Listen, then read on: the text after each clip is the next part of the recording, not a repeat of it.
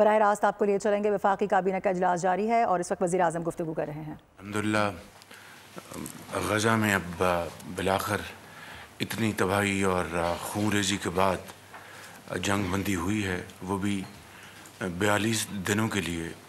اللہ تعالیٰ سے ہم سب دست بدعا ہیں کہ یہ جنگ بندی پرماننٹ جنگ بندی میں بدل جائے گی۔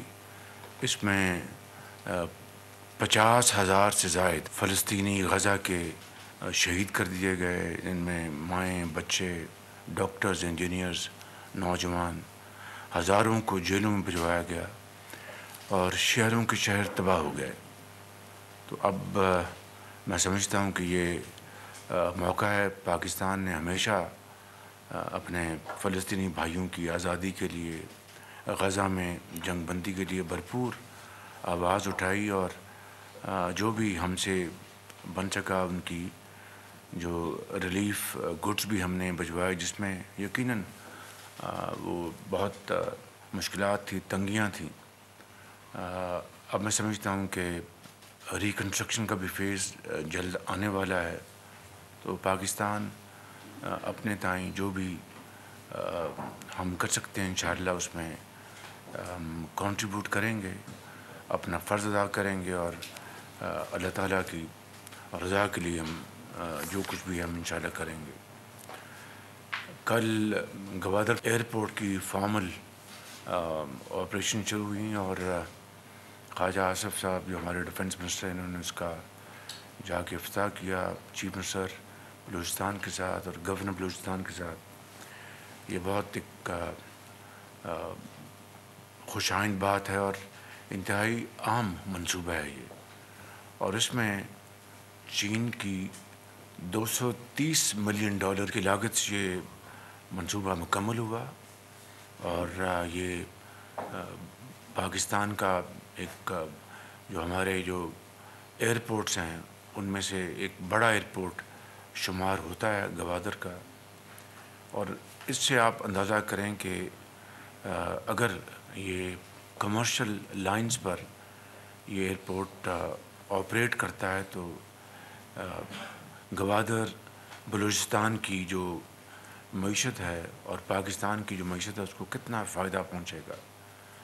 تو میں سمجھتا ہوں کہ جو لوگ اس وقت پاکستان کے ساتھ دشمنی پہ اترے ہوئے ہیں اور جو قتل و غارت کا جو بازار گرم کیے ہوئے ہیں، آج ان کو یہ بات سمجھ لینی چاہیے کہ وہ یہ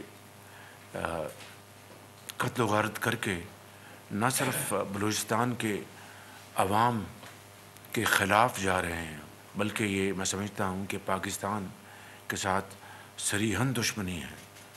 اور چین جیسا ایک دوست ملک جو کہ اپنے وسائل سے انہوں نے پاکستان کو تحفتاً یہ ایئرپورٹ دیا ہے، میں سمجھتا ہوں کہ ہمیں اس کی قدر کرنی چاہیے۔ کراچی پورٹس آلریڈی کنجسٹڈ ہیں، اتنی وہاں پر میں سمجھتا ہوں کہ بوجھ ہے آمد و رفت کا، ہماری ایکسپورٹس کا، ہماری امپورٹس کا، اور گوادر پورٹ جو کہ میں سمجھتا ہوں کہ پاکستان کی ترقی اور خوشحالی میں ایک بہت سنگ میل کی حیثیت رکھتی ہے، اس کے خلاف میں سمجھتا ہوں کہ یہ محاذ آرائی پاکستان دشمنی ہے۔ تو میں خواجہ محمد آصف صاحب کو مبارکباد پیش کرنا چاہتا ہوں اور آپ کا شکریہ ادا کرنا چاہتا ہوں، اور آپ کی ٹیم کا اور منسٹر آف پلاننگ کا بھی، جن کا سی پیک منصوبوں کے ساتھ براہ راست تعلق ہے۔ اسی طریقے سے ورلڈ بینک نے طویل مدتی ایک شراکت داری کا فریم ورک کا انہوں نے اس کا فیصلہ کیا ہے، جس کے تحت آئندہ آنے والے 10 سالوں میں $20 ارب کی انویسٹمنٹس ہوں گی، گو کہ یہ ایک لون ہے۔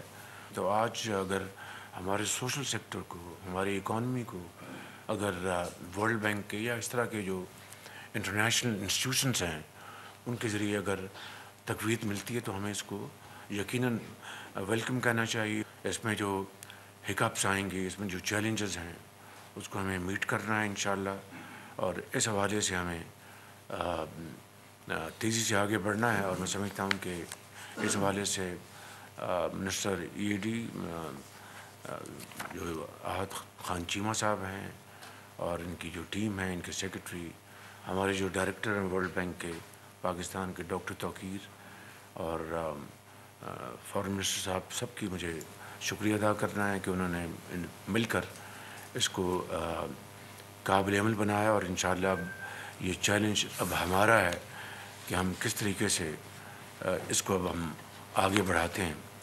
اسی طریقے سے ہماری جو آئی ٹی کے ایکسپورٹس وہ بتدریج اس میں اضافہ ہو رہا ہے۔ ہائیسٹ ایور منتھلی ایکسپورٹ ان دسمبر 2024 ہماری جو آئی ٹی کی ہے $348 ملین۔ یہ واقعی بہت ایک خوش آئند بات ہے۔ ایم او ایس میڈم شہزہ خواجہ اور ان کے سیکرٹری آؤٹ اسٹینڈنگ پروفیشنل، ان کا بہت شکریہ، ان کی ٹیم کا بہت شکریہ۔ تو آئی ٹی کی ایکسپورٹس ہماری الحمدللہ بہت تیزی سے آگے جا رہی ہیں۔ اس میں جتنا بھی ہم مزید اس میں اس کو پش کریں گے، پاکستان کو اس کو بے پناہ فائدہ ہوگا۔ اگر تقابلی جائزہ لیں تو پچھلے سال کے مقابلے میں ہماری ایکسپورٹس بھی بڑی ہیں۔ میں سمجھتا ہوں کہ سارے ہمارے جو اشاری ہیں وہ خوش آئند ہیں اور اس بات کا وہ پتہ دیتے ہیں کہ انشاءاللہ اگر ہم محنت کریں گے اور اپنے راستے پر قائم رہیں گے تو اس میں ہمیں انشاءاللہ پاکستان کی معیشت کو بہت فائدہ پہنچے گا۔ اسی طرح الیکٹرک وہیکلس کا ہم نے اب ایک جامع پروگرام کا اعلان کیا تھا پچھلے ہفتے، جس میں منسٹر آف پاور، ان کے سیکرٹری، ان کی ٹیم کا بہت اس میں کنٹریبیوشن ہے، اس کو بھی ہم اپریشیٹ کرتے ہیں۔ تو all this put together is nothing but sincere and a serious effort to promote Pakistan's economy, to bring prosperity and progress in coming weeks, months and years inshallah through untiring efforts and teamwork۔ اور اب حج کی آمد ہے، مجھے امید ہے اس سال حج جو ہے وہ حاجیوں کے لیے، پاکستان کے حاجیوں کے لیے بہت ہی کمفرٹیبل ہوگا، اکوموڈیشن کے حوالے سے، سہولیات کے حوالے سے، اور to assist them and to guide them. Madina Munawwara میں بھی، مکہ مکرمہ میں بھی، اور دوسری جو جگہیں ہیں، سب جگہ مجھے امید ہے کہ منسٹر آف حج اور ان کی ٹیم دن رات کوششوں سے اس کو انتہائی کامیاب حج بنائیں گی۔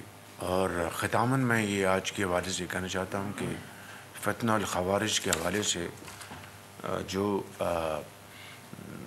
کاوشیں جاری ہیں اور جو قربانیاں دی جا رہی ہیں، ہم حکومت 24 کروڑ عوام چاہیں بھی تو ان شہداء کا قرض نہیں اتار سکتے۔ یہ قربانیاں، ان کی جتنی بھی تعظیم کی جائے وہ کم ہے، ان کی جتنی بھی اس کو اپریشیٹ کیا جائے وہ کم ہے۔